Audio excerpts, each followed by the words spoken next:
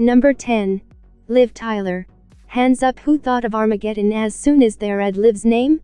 Don't worry, we can see you, and it looks like most of you. Strikingly beautiful, Liv has worked as a model for almost as long as she's been alive and transitioned effortlessly into acting in the mid-90s. Number 9. Alyssa Milano. If you're anything like us, Alyssa's name gives you the opposite problem to a lot of names on this list. You'll be looking at many of them and wondering where they've been for the past decade or so.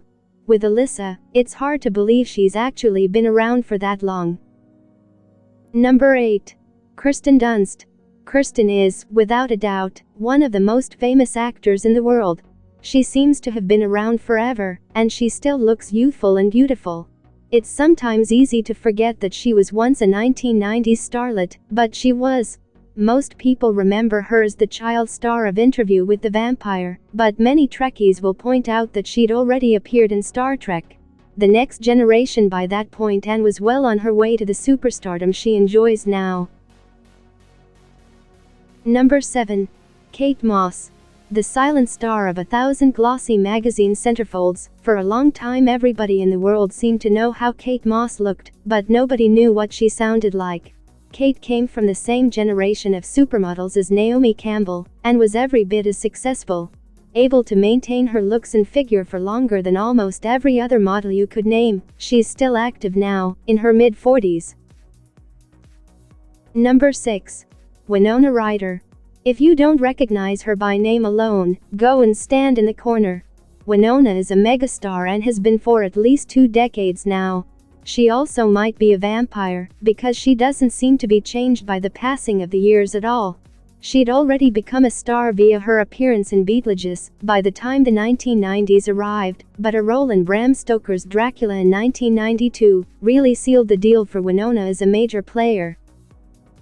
Number 5. Tia Carrere. She should be instantly recognizable from her roles in both of the mega-hit Wayne's World movies. Her striking looks opened a lot of eyes in Hollywood, and it wasn't long before she was appearing opposite Arnold Schwarzenegger in True Lies. Number 4. Claire Danes. You can usually work out how old someone is by asking them where they know Claire Danes from. If they say Romeo and Juliet, chances are they're upwards of 30. If it's Homeland, you're dealing with someone a little younger. Claire has been working in film and television since she was a child, and she already had a couple of film roles to her name, before a lead role in My So-Called Life made her famous. Number 3. Mandy Moore. The late 90s belonged to Mandy Moore. Whether it was as a singer or an actress, she scorched her way into the 2000s as a trailblazer, and everything she touched seemed to turn to gold. Her debut album Surreal went platinum before she was even 16 years old, and by 18 she had 3 hit albums under her belt. Number 2. Julia Stiles. There was a time when Julia Stiles was everywhere. She was the movie pin-up girl who was pretty enough for the mainstream, but also had braids and looked like she knew how to throw a punch, so the alternative crowd had time for her, too. Ghost Rider started the ball rolling for her, but it was really 10 Things I Hate About You that shot her into the stratosphere. Number 1. Jennifer Love Hewitt. You know what she did last summer. But do you know what she's doing now?